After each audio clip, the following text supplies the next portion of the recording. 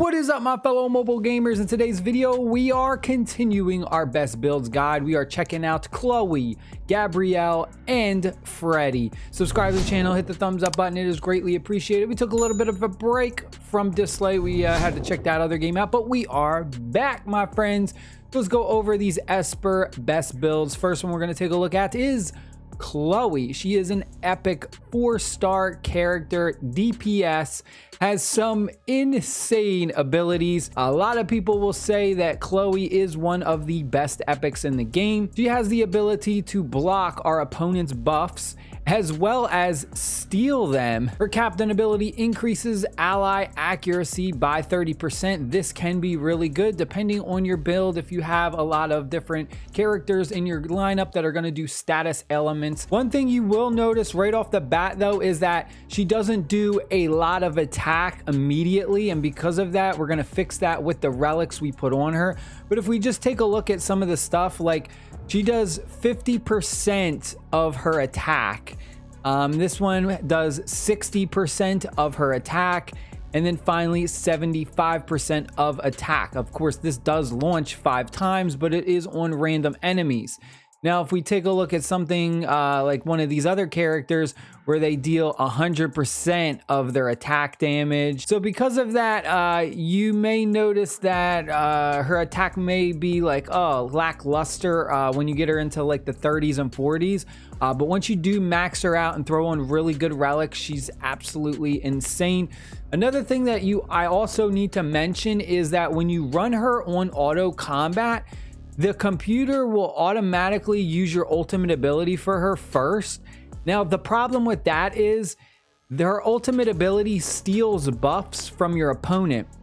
So if she goes first, which you want her to go first, it kind of cancels out and it does nothing, which is the problem. I wish there was a way to change what the computer picks as the abilities it would use. Unfortunately, there isn't. So because of that, often it will use this when the opponent doesn't have any buffs, and then it'll use buff blocker when they already have buffs. So because of that, you want her to go first, and you want to manually make sure you have her special ability, this one, Stage of Fantasy, go off. This is what puts that buff blocker on your opponent. Therefore, if she goes first, it stops your opponents from even getting a chance to put any buffs on. Now, when it comes to relics, you're going to want to look out for the War Machine, which is the little sword icon right here. Gives you a 30% extra attack bonus. This is an amazing set for her because, again, she can struggle a bit with damage, but getting that extra 30% damage means her AoE abilities hit hard and you get that buff blocker and steal buffs as well. If you don't like the War Machine, another one you can go with is the Hades set, where she's going to heal up 35% of the amount of damage she does. And then finally, for the 2-piece set, just go ahead and take the crit rate up set, which just buffs her crit rate by 20%. And finally, for resonance, if you do happen to pull duplicates of her, go ahead, dump all of it into her attack. All right, now let's take a look at Freddy. Freddy is a 3-star rare, arguably one of the better 3-star rares. You can actually use him. I know a lot of the 3-star rares can be kind of lackluster and they're kind of useless, but Freddy is one that is really, really strong. He has this dispel ability, which dispels 2 of their buffs. He's really good when you're grinding ascension materials on the shimmer level because the boss has a buff which puts a shield on it. You just go ahead and use Freddy's dispel, his ultimate ability, Thrill of the Hunt, which will take off the shield completely. The main focus of Freddy is pretty much he does more damage the more health he has lost. You'll see damage from his abilities increase 5% per 10% HP lost. And then he has stuff like attack up, standoff.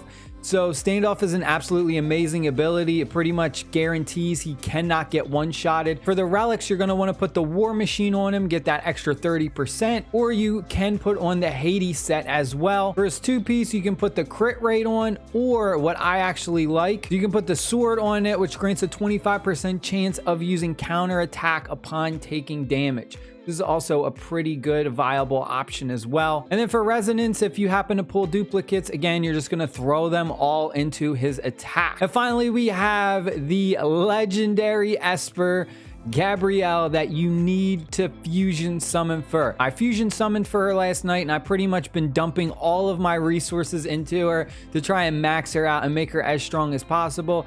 In fact, I've been saving a lot of my abilities, my legendary abilities, and I dumped them all into her. So you'll see I got this one leveled up to level 5, and then I got her ultimate ability leveled up to 4. Ultimate ability increases ally HP by 30%, which is not bad at all. Ultimate ability is what we need to talk about though. Blesses all allied espers with immunity and defense up for 2 turns, deals damage to all enemies, and adds attack down. I mean, that is ridiculous. You get so much value from her ultimate ability. She does damage, she grants immunity, defense up, attack down on your opponent. I mean, literally does everything. Even her special ability is pretty good too. Attacks all enemies 3 times for 80% of her attack. That's crazy. And a 50% chance to put defense down. Now you'll notice a lot of her abilities are like defense down, attack down. So because of that, we're going to buff her accuracy because we want all of our debuffs to go off. We want to lower our opponent's attack. We want to lower their defense. And then finally, her regular basic ability deals damage 100% plus an additional percentage per point of speed. So because of that, we also want to buff her speed. So we're looking to buff her speed and buff her accuracy. So the relics that you're going to look out for is the speed one right here, the Windwalkers, which gives her a plus 25% bonus to her speed. And as of course, when you have these relics, you're going to try and get speed as your main stat. I mean, if you can literally put a ridiculous amount of speed on her, like all speed as her main stat for the Windwalker, I mean, you're going to be literally one-shotting people with her basic attack. It's absolutely insane. And then for the 2 set, you'll just go ahead and use the accuracy Apollo's bow, which gives you that 25% extra accuracy. And again, if you just want to have anything that has speed, anything that's going to increase your accuracy, those are the 2 main stats that you're looking for Gabrielle when you're building out her relics. Now, when it comes to her resonance, we don't want to actually buff her attack because she is a support character more, even though she does do a pretty decent amount of damage as a support. But what I would do is I would put all of it into defense because again, we really want to buff her defense even more. So that way she takes less damage. You can also buff her HP as well, but I just like to buff her defense. But that is it for today, folks. I hope you guys and girls enjoyed this video. Stay happy, stay safe, my friends. Peace.